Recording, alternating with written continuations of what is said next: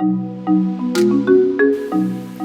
to AdventureLens NZ, where we strive to connect communities with the outdoors, photography and video.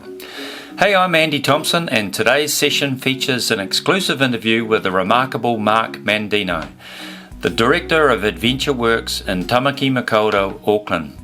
Mark's incredible journey through outdoor education is an inspiring tale of resilience and perseverance, even in the face of adversity.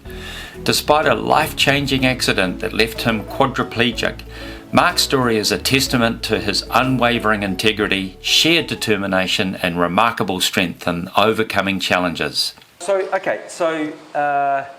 think it'd be really good for you to kind of unpack and tell your personal story, because I think your personal story is powerful, and I'd really like, and I love listening to it. But tell me again, and we've kind of briefly talked about this, and then kind of in passing, but to hear from you about, and funnily enough, we had a history a long time ago. We did. I know. I employed you. Yes. And now you're employing me. Yeah, I know. So that's kind of funny. I know. Isn't that amazing? Yeah, it's wonderful, eh? Yes, it's really cool. I never would have dreamed in my wildest dreams of being sitting here interviewing you. I wouldn't either. No. Back then when I was driving around, climbing mountains and pretending to be a university student. Yeah. Oh my gosh, how old were you then? 24, probably. Wow, weren't we young then? Yeah. That was a lot of years ago. Oh my gosh. Yeah, I was at Otago Uni. I just got back from overseas. I needed shoulder surgery, which I was getting really bad loose shoulders probably from whitewater boating or something. Right. I've been overseas, I came Probably back. that old school style. Yeah, Bruce Weber and his teacher. He's a good guy. He's a great guy. Yeah, he's great. I'm good friends with him still. Yeah. So I'd done the diploma in outdoor leadership in Auckland, and then got into boating. Was just living the free and easy contracting life. Came back from overseas, needed surgery, and then thought I need to do something for a year or so, which gives my shoulders a chance to really repair. So I had mates at Otago, and I thought I'll just go and do some uni courses, and so I did philosophy and anthropology and interesting things like that. But really, I was just there, and I couldn't stay away from the mountains and tramping and the Otago University Tramping Club. And so that was. Yeah, and I was down there. I had Rock One. Yes. Which is how I would have ended up running that abseil for you at Berwick. That was a Berwick camp. Yeah, I used to go out there a lot. With that shitty ledge that people would stop on. Yeah, exactly.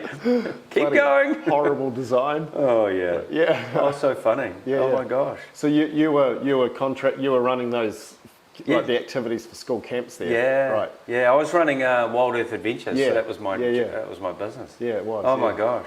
So I was in the throes of running that and having a young family at the same time. So I had little kids. I had a young daughter in 1996, and then and I had a stepdaughter. Two very beautiful people, and very proud of them. And I was racing around doing my thing. And in those days, the safety. Regulations weren't as strict as they are now. They're completely different now. Yeah. Obviously, safety was still high on my agenda. Yeah. But we didn't have the ASGs and the audits and all those sorts of things. So tell me, after the uni years, what happened then? I ended up doing a year down at SIT and turned the diploma into a sport and rec degree. They had free fees. And I was living a fancy free life. So fees free sounded pretty good. So I got the Bachelor of Sport and Recreation. And amongst that time, I was developing a relationship with my wife, and and then near the end of that, and then I decided to go. I thought I might as well go teaching. Do the teacher training. And I hadn't decided to go teaching. I wasn't sure if I wanted to go teaching. School wasn't sort of the favourite place that of my own when I was there, was really critical of the school system, but thought, I've done this degree and I'm interested in what goes on in teaching and learning. So I did the postgrad diploma in teaching, and then during that,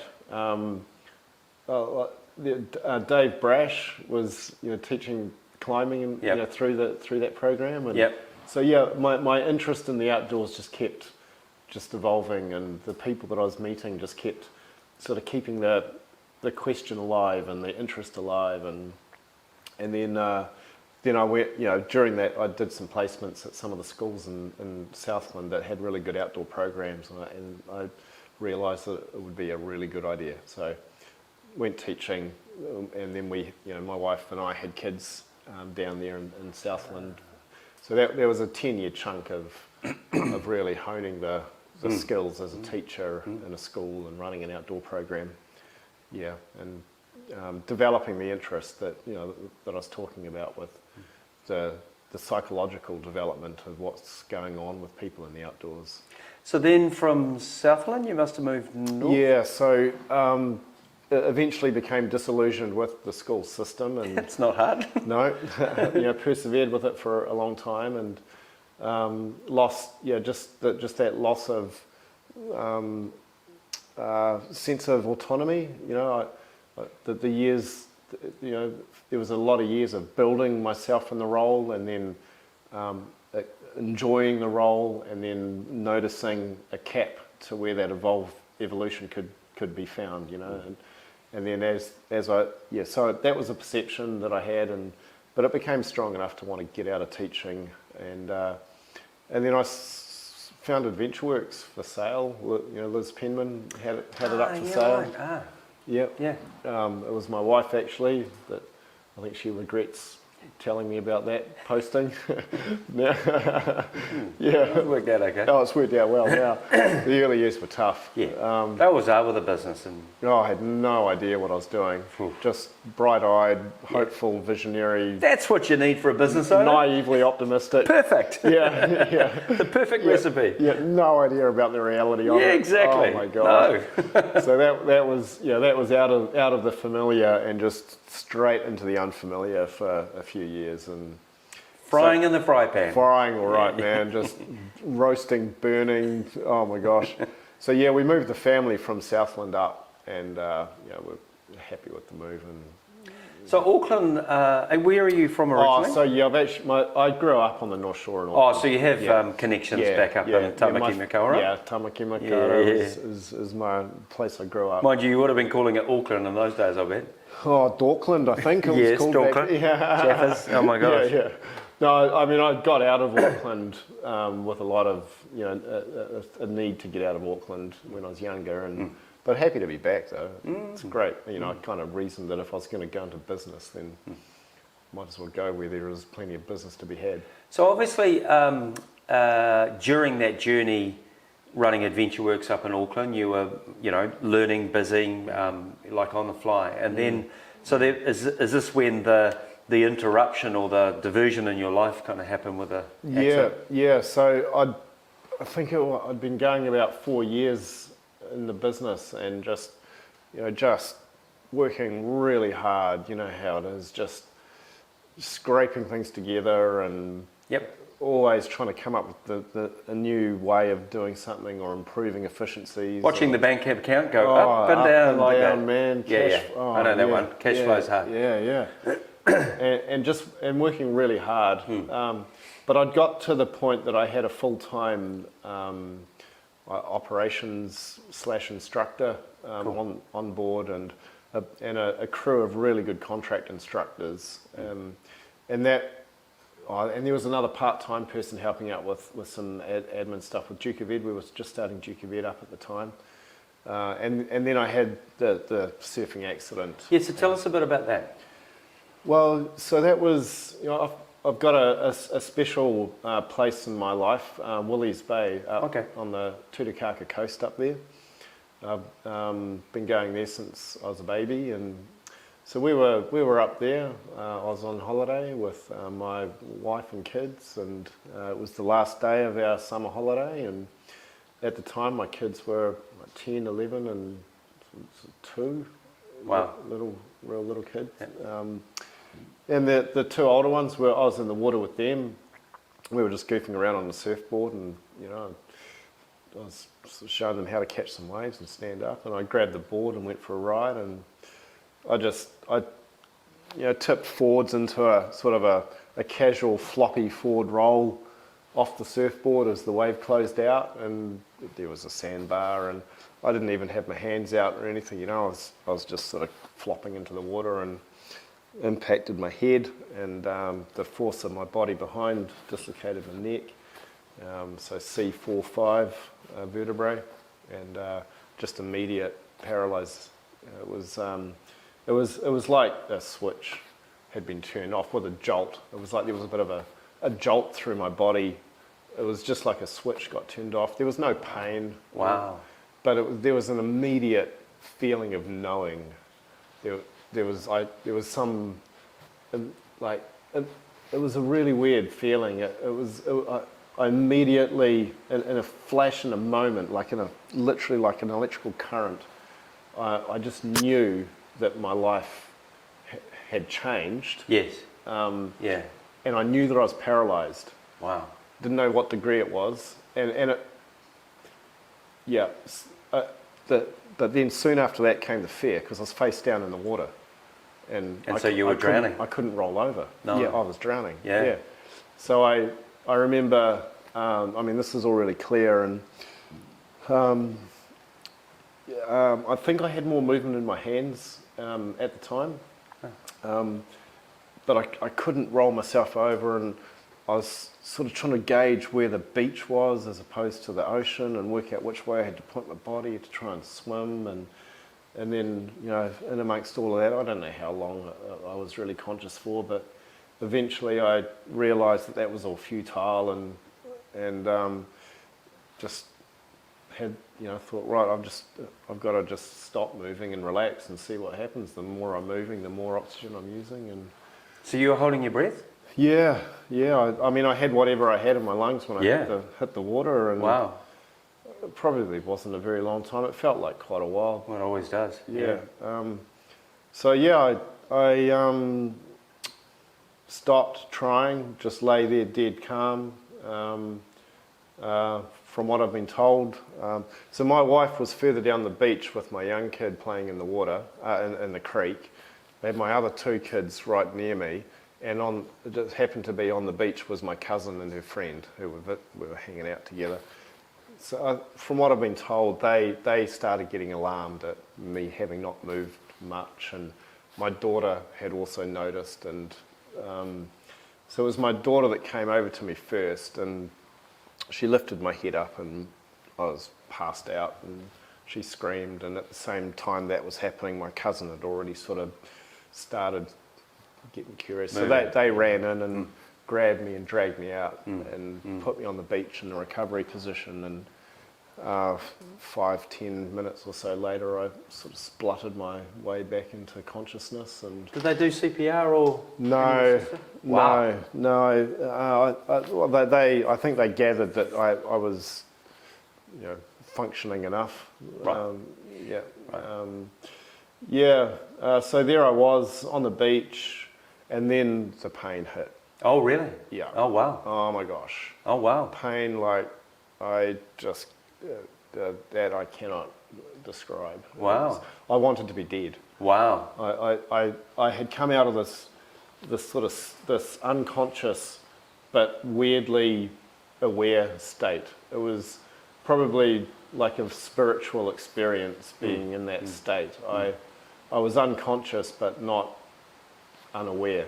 Something was there, something was going on. Yeah. And it was a really nice place to be. So when I coughed and spluttered my way back into consciousness, I actually just wanted to go back there you again. complained. Yeah, it was like, no, I don't want to be here. I'll just close my eyes and go back there again. But my wife had come by that time, and I distinctly remember her being right near me, and a male's voice and a bunch of other voices, but it was her voice and a male that were there that kept me sort of awake. Then the helicopter came, and they bundled me up, took me off to Whangarei, down to Middlemore, operated that night, Oh, They've got a really good protocol for responding to spinal cord injury to wow. reduce the neck and get it relocated back as quickly as possible. And so the operation, was there more success out of the operation in any way? No. The injury was done and dusted at the moment that I hit the sand. Yeah. It was Pretty much final. Yep. Yeah. It's a full stop. Spinal cord's like an electric current, and it was severed, and that was Not it. putting that together. Nah, Not with a bit of it. electrical tape. It was done. Yeah. Oh, well, yeah. So tell me about your the journey you went through after that. Yeah. Because that must have been pretty challenging, I'd imagine. I can only fearfully think about it, you know. Well, it was my family's journey. Yeah. From that point onwards. Yeah. It was. I was the one that injured, but we were all injured, and so there was, but I didn't realise the extent of that early on. No. It was only some further time down the track that I really realised how much their lives had changed as well as my life. And so soon after the injury, I was quite consumed in myself, you know. Yeah, your own grief. Yeah, well, my own, like, how am I going to make sense of this? This is my job, my responsibility, my challenge. So that's kind of how I was perceiving it, and I wasn't so aware of the impact that it was having on my wife and the kids. But in that moment, it was you know, this is right. What am I going to do with this? You know, I can't turn this around. I can't change it. I can't go back. So, you know, I've got choices here. So how did you change it? Well, to me, it didn't seem that. I didn't see the point in dwelling on wanting things to be different. I was like, right, this is what I've got. It's a circumstance. Didn't choose it. Don't want it, but it's what I've got. So how can I? What am I going to do with this? I need to work with this now, rather than resist it and be resentful of it, and fight it. So the first sort of question was, what the hell can this body do? I didn't know how to answer that question. You know, I had no idea. It was like it was a foreign body, and oh my gosh, I've just got. Oh, I mean, the feeling of hopelessness at the time was probably the biggest thing to overcome. Before I could get to what can I do was just those first times, that period of time of just, you know, lying in bed and I couldn't feed myself, I couldn't move, you know, I had very little strength, and it was just hopeless. But I do distinctly remember in those times lying there going, what can I do? Right. I can move this arm. Yeah. Right. I'm going to do that. I'm going to do that a lot. Yeah. Right. Yeah. Because I can do it. I can shrug these shoulders. Yeah. Right. I'm going to do as much shoulder shrugging as I can. You know, I can do that. Yeah. There's a lot I can't do. What can I do? So it was just the perpetual building of like, so what's possible? What have I got here? What can I do? And then came the question of, well, what does it look like to be a highly functioning quadriplegic? But what the hell does that look like? So then I started getting onto YouTube and talking to people and meeting people, and the physios that I was working with would bring people in that are living with the injury, and I started to see possibilities of what life could look like. Wow. And I started to get an idea of what you know, what I wanted my life to look like, but based on what I could see other people could do. And then I started setting really, you know, good ambitious goals. Yeah, and I would have spent 2 years, and that was when I checked out of the business. Yeah, right. You know, like, I couldn't face the business. It felt like a burden. I felt guilty. I felt disconnected from it. How can I run an adventure business in a wheelchair? You know, I was a an instructor, manager, business owner at the time, you know, and all my joy that I got was from the people. And then the afternoons and evenings of office work were, you know, that was labour. Yeah. But I don't want just that bit. No. You know, like, I don't want this business if it's just that. Yeah, fair enough too. Yeah, I wanted that bit. Yeah. And I was doing this shitty office work because I could decide on how to make that bit work. Yeah. Yeah, so I didn't want that. So I had to really reframe who I was in the context of the business. Cool. And if it wasn't for the people that were working in the business at the time and now, it wouldn't have survived. They overdid what anybody would ever expect of them in reason. Wow. Yeah, just so forever. I'm just grateful, so grateful for the love and the support that they gave the business. Yeah, and me and my family, consequently, as a result of that. So getting back to it was. What year did this happen? 2015. 2015. Okay. January 2015. Yeah. Right. Okay. So what I had to do was find a new relationship with the business. But what I discovered was, well, a few things. One is that the idea that this is my adventure now. This is my unknown outcome. I don't know what this life is going to look like. And living in a bloody wheelchair is a risky endeavour. You know? Well, I did wheel you across in the wet. Yeah, well, you know, like... You trusted me to do that. Yeah, totally. But what I started to recognise was that I didn't start to. I knew this right from the beginning.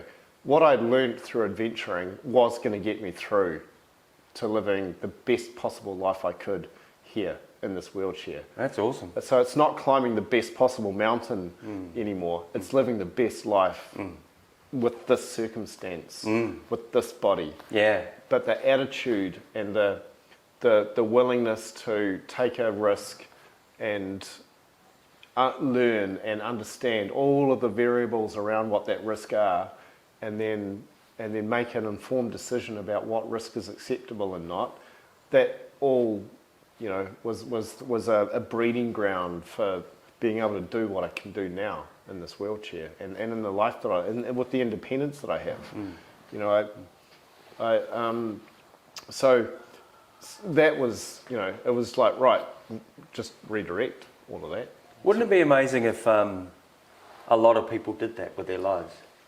You know, because everybody's got their limitations, no matter what that is. Yeah. Right? And people look at people look at other people that are physically challenged or mentally challenged in some sort of way, and actually, in essence, it's just because it's a bit extreme. But actually, you know, you could argue we're all mentally challenged and we're all physically challenged in some way. Yeah, we are. Yeah. And so to be grateful for what you have, and to go, what can I do with what I've got, and what good can I do with what I've got?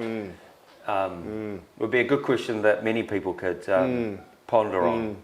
Yeah, and I definitely agree with you that this limitation is visible, but we all have our own mental limitations. Absolutely. That create some sort of a container that we allow ourselves to exist within. Yeah, and what good can I do with what I've got? Because that and it's not a finite thing, right? Because as soon as you do something with what you've got, it opens up something else to be done. Yeah. And that opens up something, you know. Yeah. Like it's not. I don't see it as there's never an end. It's just a continually new. Do something with this, and then something else will happen. A new door opens. Yeah, and that's how this business has just taken off in the last. I remember making I had to make a decision at some point, and I kind of remember sitting there going, right, either this business is an opportunity or a burden. It's my choice. Yeah. What am I going to do? Yeah. And I had been seeing it as a burden, and I thought, right, I'll experiment with viewing it as an opportunity. I'm going to give it a month. Yeah. Oh, cool. That's awesome. Yeah, I was like, right. You know, it felt I was so deeply immersed in the, you know, the perception of myself that couldn't be in the business. But I thought, right, I'm gonna use this view of the world that I'm in right now and try and pretend that it's something different and see what happens. And oh my gosh, I have not looked back ever since then. Wow, that's cool. Like it is just. Your wheels are rolling forward. My wheels are rolling, man, and you know, and that shift in my attitude just totally changed everything for everybody else. Yeah. And yeah, and away it goes. And what I've really deeply connected with is that the people who I am wanting to give the best of what I've got to now are not our students, but my staff. Ah, I love that. Yeah. I'm all about staff. Yeah. They're your golden eggs. Yeah, they are. Absolutely. Yeah. So I Look after your realised staff. that all the good that I used to get and all this, you know, the what I used to, you know, love about working with clients is now me working with staff. Yeah, and you can just see the love and the care and that are coming from from who's out there now. You're a part of it. Yeah, and That's cool. it was like, right, you know, that was the last missing piece of the puzzle. We greatly appreciate your time and attention in listening to our podcast. To support our mission of connecting communities with the outdoors, photography and video, we invite you to subscribe to our podcast on popular platforms such as Spotify, Apple and Podbean. Your subscription is a free and cost-effective way to help us keep bringing you inspiring content. Thank you so much for your support and let us keep exploring the amazing people, environment and world together.